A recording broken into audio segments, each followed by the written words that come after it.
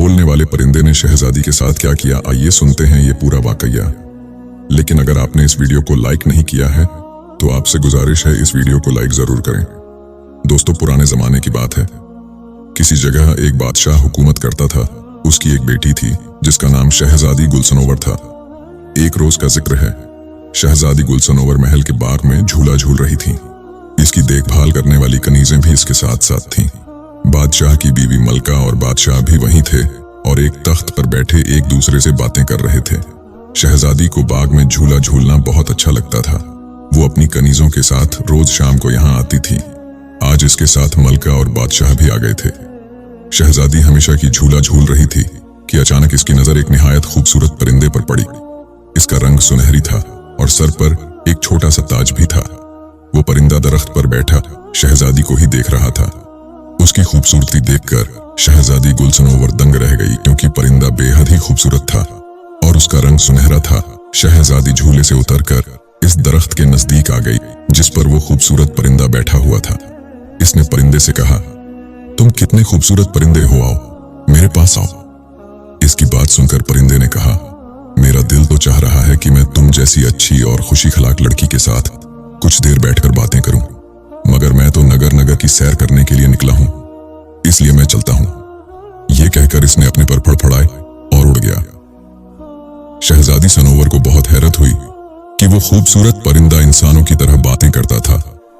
वो भागकर बादशाह के पास आई और बोली, अब्बा जान, मुझे वो बोलने वाला परिंदा चाहिए, अभी और इसी वक्त। पहले तो बादशाह की समझ में कुछ नहीं आया कि शहजादी गुलसनोवर क्या कह रही है, मगर जब कनीजों ने बताया कि दरख्त पर एक सुनहरी परिंदा आकर बैठा था और इंसानी जबान में कुछ कह रहा था, शहजादी उसी की बात कर रही हैं। ये सुनकर बादशाह हैरान हुआ कि बोलने वाला परिंदा, लेकिन फिर कहने लगा, तो बेटी, मैंने कहानियों में तो सुना है कुछ ऐसे परिंदे भी होते हैं जो इंसानों की तरह बातें करते हैं। हो सकता है वो परिंदा उसी में से हो, और ये भी हो सकता है वो कल फिर आए। अगले रोज शहजादी सनोवर इंतजार करती रही, मगर वो परिंदा दोबारा वहां नहीं आया। इसी फिक्र में शहजादी ने पूरे दिन कुछ न खाया और ना कुछ पिया। जब रात हुई तो वो बिल्कुल ही नाउम्मीद हो गई और मलका के गले से लगकर रोने लगी। मलका ने उसे मुख्तलिफ तरीके से समझाने की कोशिश की, मगर इस अजीबोगरीब परिंदे के ख्याल को शहजादी सनोवर के दिल से ना निकाल सकी। अपनी चहेती बेटी को उदास देखकर बादशाह भी परेशान हो गया। इसने बहुत सारी तरह तरह की चीजें मंगवाकर शहजादी गुलसनोवर को दी, मगर इसने उनकी तरफ आंख उठाकर भी नहीं देखा। जब 2-3 रोज इसी तरह गुजर गए तो मलका और बादशाह की फिक्र में इजाफा हो गया। शहजादी गुलसनोवर इन चंद दिनों में निहायत कमजोर हो गई थी। उन्हें यह डर था कि शहजादी कहीं बीमार ना पड़ जाए। बादशाह के जहन में एक ख्याल आया। इसने सोचा कि वो खुद इस परिंदों को तलाश करके अपने साथ लाए ताकि इसे पाकर वो खुश हो जाए। ये बात जब बादशाह ने मलका को बताई तो वो बोली, अगर आप इस सफर पर चले गए तो हुकूमत कौन चलाएगा? इस परिंदे को तलाश करते करते ना जाने कितने दिन लग जाएं। इस दौरान रियाया की खबरगिरी कौन करेगा? आप ऐसा करें कि ये ऐलान करवा दें कि जो भी इस अजीबोगरीब परिंदे को लेकर आएगा उसे बहुत सी अशर्फियां इनाम में दी जाएंगी। बादशाह को मलका की ये तजवीज बहुत पसंद आई और इसने ये ऐलान करवा दिया। इनाम को सुनकर बहुत से लोग निकल खड़े हुए। जिस जंगल में इस तरह के परिंदे होते थे वो जंगल बहुत खूबसूरत था और ऊंचे ऊंचे पहाड़ की तरफ था और रास्ते में बहुत बड़ी नदी भी पड़ती थी। वो जंगल काफी खतरनाक था और उसका रास्ता भी पुरख्तर था। रास्ते में बहुत सारे पहाड़ थे, दरिया थे, जंगल थे और जंगलों में खूंखार दरिंदे थे। बहुत से लोग ऊंचे ऊंचे पहाड़ों पर ना चढ़ सके और बाज लोग दरिया को पार ना कर सके। कुछ लोग जंगल में दरिंदों को देखकर हिम्मत हार बैठे, यहाँ तक कि कोई भी उस खूबसूरत जंगल में जाकर इस परिंदे को लेकर ना आ सका। एक रोज 2 नौजवान बादशाह से मिलने महल आए और बादशाह से ऊंचे पहाड़ वाले खूबसूरत जंगल में जाने की इजाजत तलब की ताकि वहां से इस परिंदे को ला सकें। बादशाह ने इन्हें इजाजत दे दी और ताकीद की कि वो इस परिंदे को लेकर जल्द से जल्द आने की कोशिश करें, क्योंकि शहजादी गुलसनोवर की हालत दिन ब दिन बिगड़ती जा रही थी। दोनों नौजवान अपने अपने घोड़ों पर सवार होकर इस पुरख्तर सफर पर रवाना हो गए। इनमें से एक का नाम शहरयार था और शहरयार एक लकड़हारे का बेटा था। दूसरे नौजवान का नाम सलीम था और उसका बाप रेशमी कपड़ों का ताजिर था। सलीम चूंकि एक दौलतमंद ताजिर का बेटा था, इसलिए इसमें बहुत गुरूर था। उसने लकड़हारे के बेटे शहरयार से कहा, तुम जाकर अपने बाप के साथ जंगल से लकड़ियां काटो और उन्हें गड्ढे पर लादकर शहर में बेचो। तुम इन चक्करों में कहां पड़ गए हो? लकड़हारे के बेटे शहरयार ने इसकी बात का बुरा नहीं माना और मुस्कुराकर बोला, लकड़ियां तो मेरे अब्बा काट लेंगे, तुम इसकी पिखेर छोड़ो। हमारे बादशाह सलामत और उनकी मलका बहुत अच्छी है, वो दोनों अपनी रियाया का बहुत ख्याल रखते हैं। अपने बादशाह सलामत की सल्तनत में हम लोग बहुत खुशहाल हैं। अब इन पर बुरा वक्त आन पड़ा है, तो हमारे लिए भी जरूरी है कि हम इनकी मदद करें।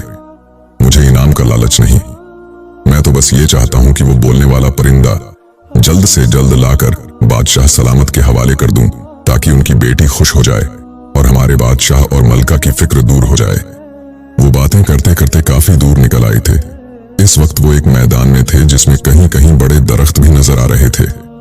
एक दरख्त के नीचे उन्होंने एक बूढ़ी औरत और इसके शौहर को देखा। लकड़हारे के बेटे शहरयार और सलीम को आता देखकर बूढ़ा शख्स खड़ा हो गया और उन्हें रुकने का इशारा किया। सलीम ने निहायत गुस्से से कहा, ओ बूढ़े शख्स, तेरा दिमाग खराब है जो तू हमारा रास्ता रोक रहा है। और घोड़े पर बैठे बैठे झुककर एक हाथ से धक्का देकर बूढ़े को एक तरफ हटा दिया और घोड़ा भगाता हुआ आगे निकल गया। बेचारा बूढ़ा जमीन पर गिर पड़ा। उसे गिरता देखकर इसकी बीवी चीख चीख कर दुहाई देने लगी और उसे जमीन से उठाने की कोशिश करने लगी।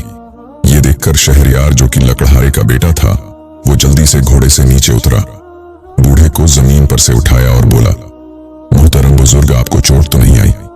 बूढ़ा दर्द से कराहता हुआ खड़ा हो गया और बोला, बुरा हो इस बदबख्त का, अगर मुझे पहले से पता होता कि वो ऐसा है तो मैं कभी इसे अपनी मदद के लिए नहीं रोकता। शहरयार कहने लगा, उसे छोड़िए, मुझे बताइए मैं आपकी क्या मदद कर सकता हूं? शहरयार ने निहायत नरमी से कहा। बूढ़ा बोला, बेटा, हम सुबह घर से जाने के लिए निकले हुए हैं। मैं अपनी बीवी के साथ अपनी बहन के घर से आ रहा हूं। हमारा गांव यहां से चंद कोस के फासले पर है। हम बूढ़े हैं, चलकर बुरी तरह थक गए हैं, भूख से बुरा हाल है। घर पहुंचे तो खाना खाएं और आराम करें। तुम्हारे पास घोड़ा मौजूद है, तुम्हारी मेहरबानी होगी अगर हमें गांव तक पहुंचा दो। बूढ़े की बात सुनकर शहरयार ने अपना खाना निकालकर इन दोनों को दे दिया। ये खाना इसकी मां ने इसके साथ बांध कर दिया था ताकि सफर के दौरान उसे भूख लगे तो वो इसे खा ले।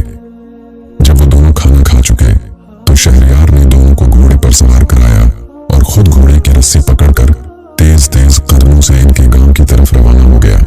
दोनों मियां बीवी उसे दुआएं दे रहे थे। शाम होते होते वो एक गांव में पहुंच गए। उसी गांव में इन बूढ़े मियां बीवी का घर था। घर पहुंचकर बूढ़े और इसकी बीवी ने बड़े इसरार से शहरयार को इस बात पर आमादा कर लिया कि वो अगले रोज तक इनके घर में ही ठहरे, क्योंकि रात सर पर थी और रात को सफर करना यूं मुनासिब नहीं होता। शहरयार ने इनकी बात मान ली।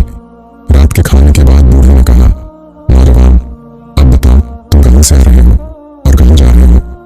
शहरयार ने उसे अपनी पूरी कहानी सुना दी और बताया कि वो बोलने वाले परिंदे की तलाश में ऊंचे पहाड़ वाले खूबसूरत जंगल में जा रहा है ताकि उसे ले जाकर शहजादी गुलसनवर के हवाले कर सके। शहरयार की बात सुनकर बूढ़ा सोच में पड़ गया। कुछ देर बाद इसने कहा, वहां पर कुछ ऐसे नायाब परिंदे भी होते हैं जो इंसानों की तरह बात करते हैं, मगर उन्हें वहां जाकर तलाश करना पड़ेगा। उस जंगल में जाने के दो रास्ते हैं। एक रास्ते पर खतरात बहुत है और इसका रास्ता भी बहुत तवील है और वो बड़ा खतरनाक रास्ता है। दूसरा रास्ता करीब का रास्ता है। अगर घोड़ा तेज रफ्तार हो तो 1 घंटे में वहां पहुंचा जा सकता है। इस रास्ते पर कोई खतरा भी नहीं है। अगले रोज शहरयार सुबह सवेरे बेदार हो गया। बूढ़े ने उसे पहाड़ वाले खूबसूरत जंगल में जाने का रास्ता अच्छी तरह समझा दिया। वो रवाना होने लगा तो बूढ़े ने अपने घर के पिछले हिस्से में लगे दरख्तों से बहुत सारे अमरूद तोड़कर एक थैले में रखकर उसे दे दिए और बोला, वहां के परिंदे अमरूद बहुत शौक से खाते हैं। ये फल उस जंगल में नहीं होता, इसलिए वहां के परिंदे इनकी तलाश में इधर आ जाते हैं। तुम ये अमरूद अपने पास रखो।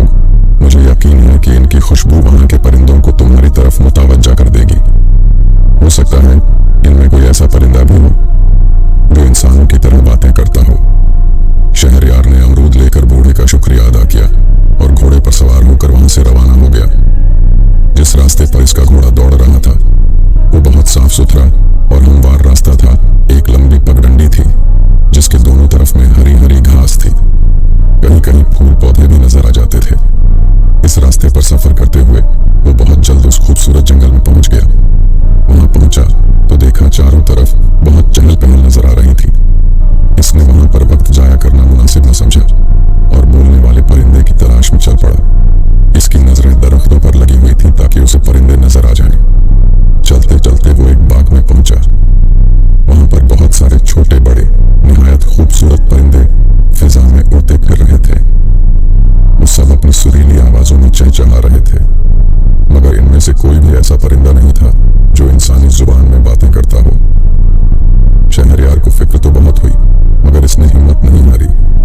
इसने घास पर बैठकर कुछ अमरूदों की काशें काटकर अपने सामने एक कपड़ा बिछाकर रख दी। अमरूदों की खुशबू से परिंदे वहां आ गए और अपनी नन्ही नन्ही चोंचों से उन्हें खाने लगे। शहरयार ने कहा, परिंदों क्या हाल है? मगर किसी ने भी इसकी बात का जवाब नहीं दिया। शहरयार समझ गया कि इन परिंदों में कोई ऐसा परिंदा नहीं जो इंसानों की तरह बोलता हो। अमरूद की काशें खत्म हो गई तो वो सब खुशी से चहचहाते हुए उड़ गए। अचानक एक सुनहरे परों वाला परिंदा फिजा से उड़ता हुआ आया और शहरयार के सामने बैठकर बोला, अफसोस मुझे आने में देर हो गई। सारे अमरूद तो खत्म हो गए हैं शहरयार। इस सुनहरे परिंदे को इंसानी जुबान में बोलता देखकर खुशी से बाग बाग हो गया। इसने एक पीला पीला नरम और पका हुआ अमरूद निकालकर इस परिंदे के सामने रखा और बड़े प्यार से बोला, प्यारे परिंदे, फिक्र न करो, मेरे पास और भी अमरूद मौजूद हैं। यह सुनकर परिंदा फुदकता हुआ इसके पास आकर बैठ गया और मजे से इसका दिया हुआ अमरूद खाने लगा। आखिरकार शहरयार ने अपने मतलब की बात कह ही दी कि क्या तुम मेरे साथ चलना पसंद करोगे? परिंदे ने जल्दी से कहा, क्यों नहीं, मुझे इंसानों में रहना बहुत अच्छा लगता है। वहां अमरूदों के बहुत सारे बाग हैं, मुझे अमरूद खाना बहुत पसंद है। अगर मैं तुम्हारे साथ चलूं तो तुम मुझे पिंजरे में तो नहीं रखोगे? मुझे पिंजरे में बंद होकर रहना बिल्कुल अच्छा नहीं लगता। शहरयार बोला, मैं तुम्हारी तलाश में बहुत दूर का सफर तय करके आ रहा हूं। हमारे बादशाह की बेटी तुम्हें याद कर करके हलकान हो गई है। इसने खाना पीना भी छोड़ दिया है। मैं तुम्हें ले जाकर इसी शहजादी के हवाले करूंगा। वहां महल में तुम बहुत आराम से रहोगे। मैं शहजादी को बता दूंगा कि वो तुम्हें पिंजरे में बंद ना करे। परिंदा बोला, मैं कुछ रोज पहले शहजादी से मिल चुका हूं। मैं शहर शहर घूमने फिरने निकला था और इत्तेफाक से महल के बाग में मेरी शहजादी से मुलाकात हो गई थी। वो एक बहुत अच्छी और खुश इखलाक लड़की है। मैं बखुशी उसके पास रहने को तैयार हूं। सुनहरे परिंदे ने कहा और उड़कर शहरयार के हाथ पर आकर बैठ गया। शहरयार का मकसद पूरा हो गया था, लिहाजा वो वापसी के सफर पर रवाना हो गया। परिंदा काफी ऊंचाई पर इसके घोड़े के साथ साथ उड़ रहा था। घोड़ा जमीन पर चल रहा था और सुनहरा परिंदा जमीन से काफी ऊपर घोड़े के साथ साथ चल रहा था। अभी वो अपने मुल्क की हदूद में दाखिल हुआ ही था कि इसने सलीम को दूर से आते हुए देखा। इसकी हालत इंतहाई खराब थी। इसका जिस्म धूल मिट्टी से अटा हुआ था और कपड़े भी बहुत बोसीदा हो गए थे। इसका घोड़ा भी निहायत कमजोर हो गया था। शहरयार समझ गया कि जंगल जाने के लिए सलीम उस पुरख्तर रास्ते पर निकल गया होगा जिसके बारे में बूढ़े ने उसे बताया था। सलीम ने भी उसे देख लिया था। वो इसके करीब आया। दोनों एक दूसरे से मिले। शहरयार के पूछने पर सलीम ने बताया, मुझसे बड़ी गलती हुई जो मैं इनाम के लालच में सफर पर निकल खड़ा हुआ। जंगल के रास्ते में बड़े खतरात थे। मैं बड़ी मुश्किल से अपनी जान बचाकर भागा हूं। इसके बाद उसे लकड़हारे के बेटे शहरयार ने उसे अपनी कहानी सुनाई और बताया कि इसने इन बूढ़े मियाँ बीबी को अपने घोड़े पर बिठाकर इनके गांव पहुंचाया था। बूढ़े ने खुश होकर उसकी मदद की, जिसकी वजह से वो बोलने वाला परिंदा हासिल करने में कामयाब हो गया। सलीम ने हैरान होकर पूछा, वो परिंदा तो तुम्हारे पास नजर नहीं आ रहा? शहरयार ने आसमान की तरफ देखते हुए ऊपर इशारा किया। सलीम ने देखा कि एक खूबसूरत सुनहरे रंग का परिंदा इनके सरों पर मंडरा रहा है।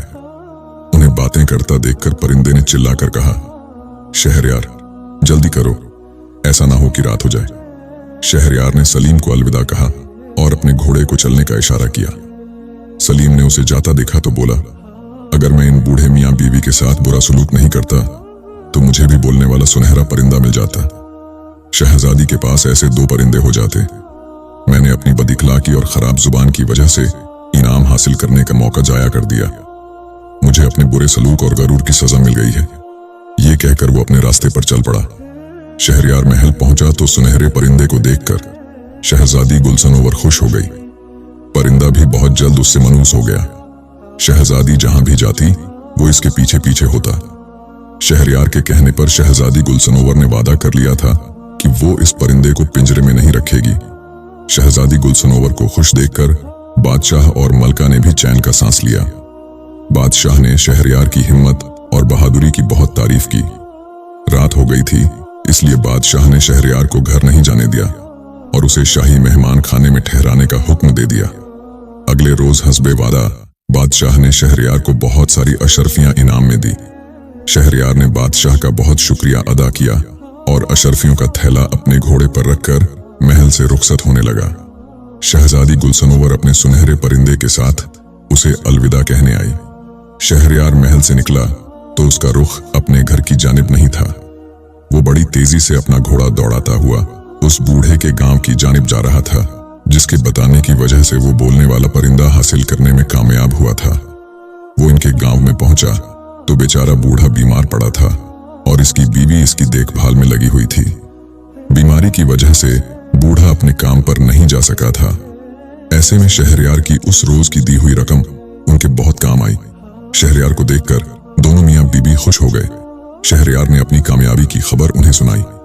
फिर शहरयार ने बादशाह के दिए हुए इनाम में से आधी अशरफियां बूढ़े के हवाले की और बोला, आधे इनाम के आप भी हकदार हैं।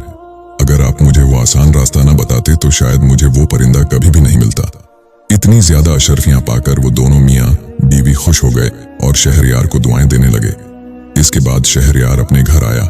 इसने पूरी कहानी अपने माँ बाप को सुनाई और बादशाह से मिला हुआ आधा इनाम उनके हवाले कर दिया। इसके माँ बाप तो खुशी से फूले नहीं समा रहे थे। वो इस बात पर बहुत खुश थे कि इनके बेटे ने उससे बूढ़े के एहसान को फरामोश नहीं किया और इनाम का आधा हिस्सा भी उसे दे दिया। इनाम में मिली हुई अशरफियों से शहरयार ने अपना कारोबार शुरू कर लिया।